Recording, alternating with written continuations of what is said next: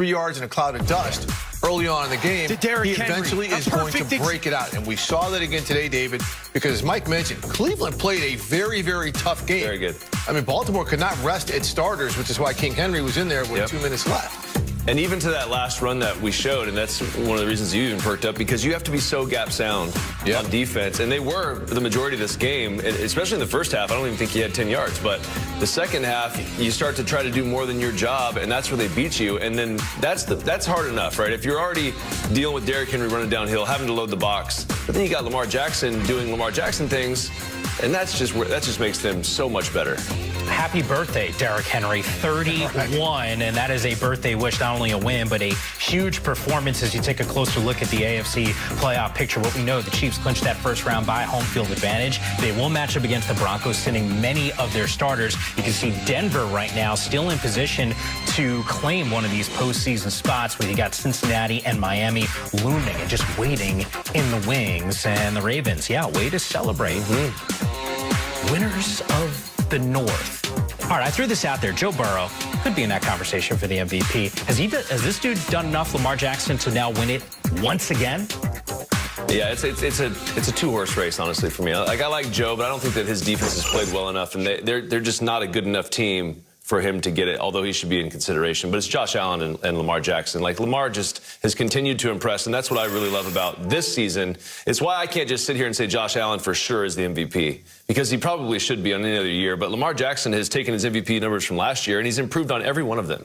And he's gotten better just from, you take the numbers away, if you look at it just from a film standpoint, this guy is so much better at processing. Some of the throws he made a throw to his right in this game where there was a defender just bearing down and right in his face, perfectly thrown, 15, 20 yards, right on the sideline.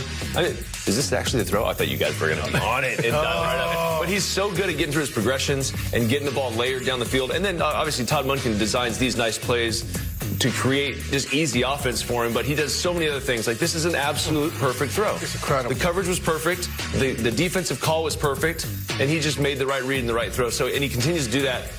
And then Derrick Henry's there and it helps him, but really this is why I can't just say, yeah, Josh Allen, no doubt, because he does so many wonderful things, calling a shot before the ball even touches the receiver's hands. I mean, this guy's incredible. Right, and Dave, we talked about the Ravens offense having to play for 4 quarters. Yeah.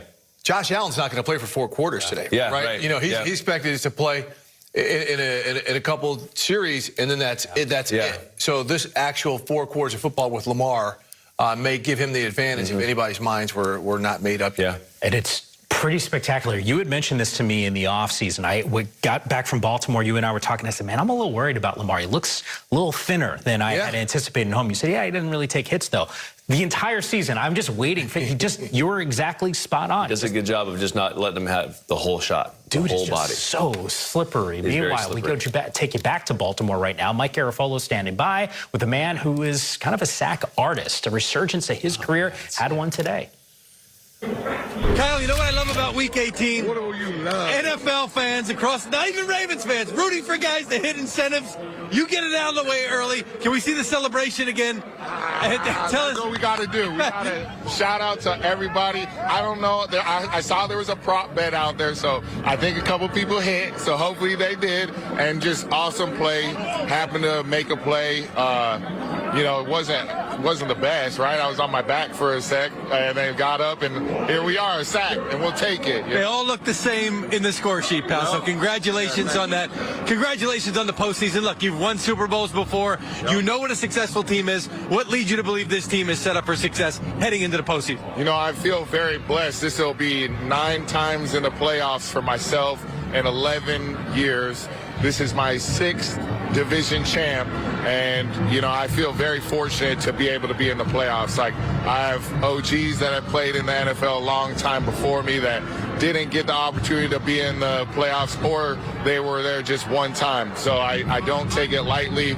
We feel super blessed to be there, and, you know, I think we do have the recipe, but we just got to keep getting better and, you know, limit the mistakes and then play complementary football.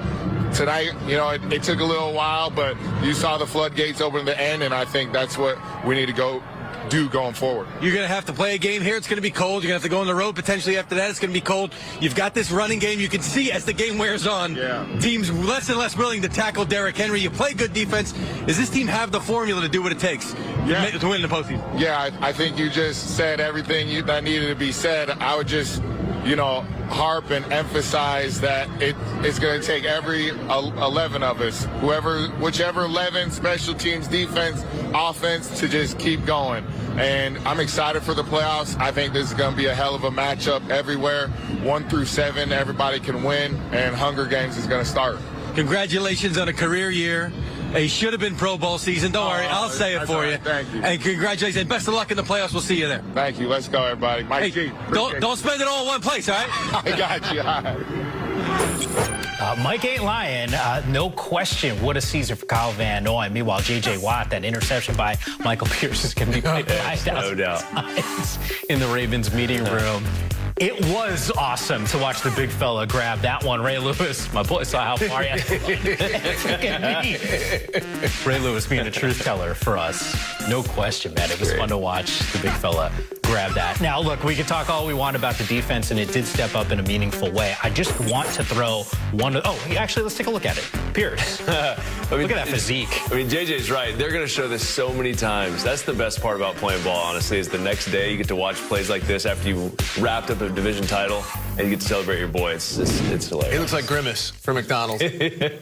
That's exactly that. Well done, Michael Pierce. Get a deal done with McDonald's. Yeah, that's great. It was awesome to get one of those NIL things going down here. On the offensive side, and look, the defense obviously played well today against a Browns team that wasn't throwing out a ton of players. I mean, we saw rotation at the quarterback and the whole thing. Zay Flowers goes down. We got a Pro Bowl wide receiver. I don't know the severity of the injury. Immediately went down holding that knee. They said he was questionable for in a return. Did not see the field again, which is not a surprise. How significant? What's the story around this guy, whether or not he can play or not? Well, first off, here you're taking a look at it.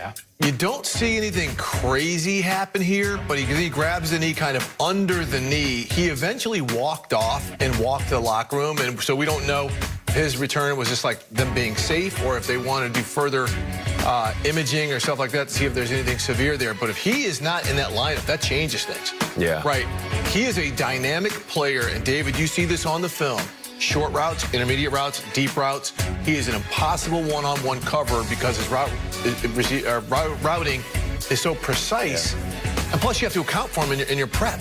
If you don't have to account for him, you're like Rashad Bateman, who had a great game today, and then the tight end, and Derrick Henry. That changes, and they're going to be playing familiar teams in the first round. They're either playing Pittsburgh or they're going to be playing the Chargers, who they've both played already at least once this year, if not more. So Zay Flowers would be a huge loss if he can't play. Yeah, just the fact that he can move around and walk off the field, walk to the locker room, that's a good sign. But it didn't look great. Just hopefully he's back because, like you said, even the play that he got hurt on, that's one of his main routes that he goes to. They play off coverage. You just rip the ball out there. They load the box for Derrick Henry and for Lamar, and he just gives extra effort yards all the time. He's a great young player, but, man, hopefully he gets back. Yeah, we'll continue to monitor that situation. If any news on the severity of the injury comes into our newsroom, we will bring it to you right here on NFL Network. Meanwhile, Để bắt đầu vào làm thì đây mình đã chuẩn bị những nguyên liệu